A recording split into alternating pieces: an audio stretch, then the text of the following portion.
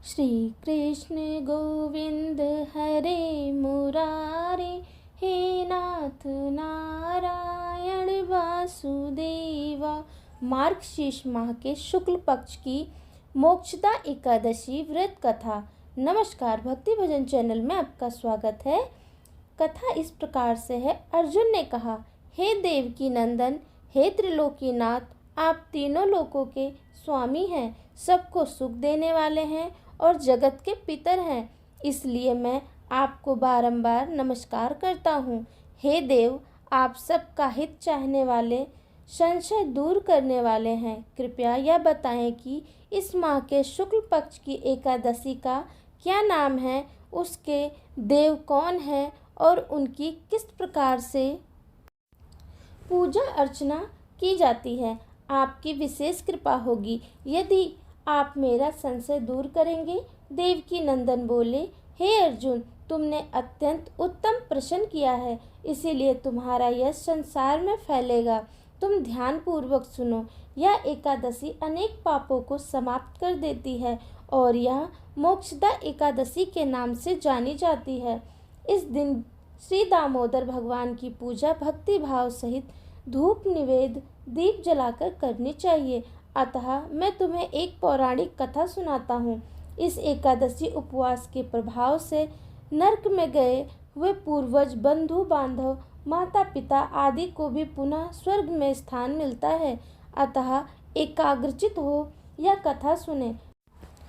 प्राचीन काल में गोकुल नामक नगर में वैखानस राजा का राज्य था। उसके शासन काल में वेद ज्ञाता अनेक बुद्धिमान ब्राह्मण भी रहते थे। एक दिवस रात्रि को राजा ने अपने पिता को नरक में पड़ा देखा। उसको स्वप्न में देखकर वह दुखी और चकित हुआ।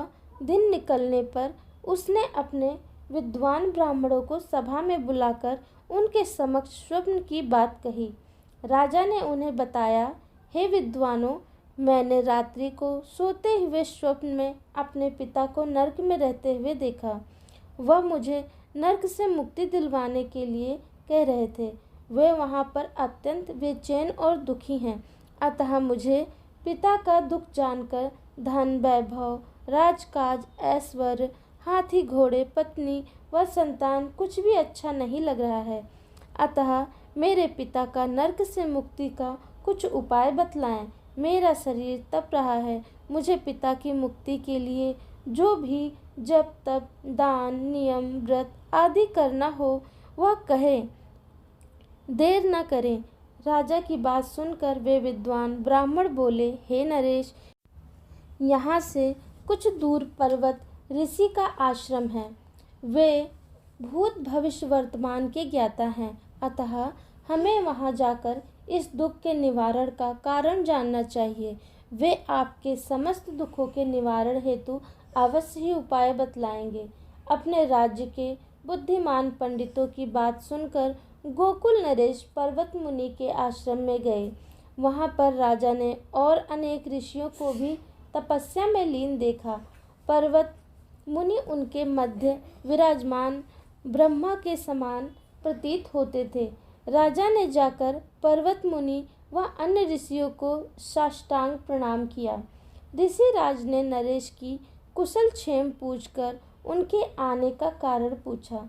तब राजा ने ऋषि से कहा, हे ऋषिराज, मेरे राज्य में सर्वत्र शांति है, परंतु एक रात्रि मैंने स्वप्न में अपने पिता को नरक में देखा।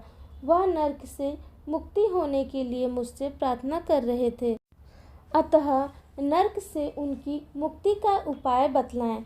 यह सब सुनकर पर्वत मुनि ध्यानस्थ हो गए। अपने योग बल से राजा के पिता के भूत व भविष्य पर सोचने लगे। इस प्रकार ऋषिराज ने नरेश के पिता द्वारा किए गए कुकर्मों का हाल जान लिया। कुछ काल बाद उन्होंने नेत्र खोले और राजा से बोले, हे नरेश, मैंने भूतकाल में तुम्हारे पिता द्वारा किए गए दुष्कर्मों को जान लिया है। आपके पिता ने पूर्व जन्म में सौत के कहने पर अपनी कामातुर दूसरी रानी को मांगने पर भी ऋतुदान नहीं दिया। उसी पाप के कारण तुम्हारे पिताश्री आज नरक भोग रहे हैं। अतः हे नरेश, उनकी मुक्ति के लिए मार्गशीर्ष माह के शुक्ल पक्ष की एकादशी को आप अपने परिवारजनों सहित उपवास कर विधिवत नियम पालन करें और उससे प्राप्त पुण्य को अपने पिता को देने का संकल्प करें। उस पुण्य प्रभाव से आपके पिता को नरक से छुटकारा मिल जाएगा और स्वर्ग की प्राप्ति होगी। मुनि के वचनों को सुनकर राजा अपने राज्य को आए और परिवार सहित मोक्षदा एकादशी उपवास किया। उस उपवास के पुण्य को राजा ने अपने पिता को दे दिया, अर्थात संकल्प छोड़ दिया। उस पुण्य के प्रभाव से राजा के पिता को मुक्ति मिली और स्वर्ग में जाते हुए अपने पुत्र से बोला, हे पुत्र, तेरा कल्याण हो। यह कहकर स्वर्ग को चले गए।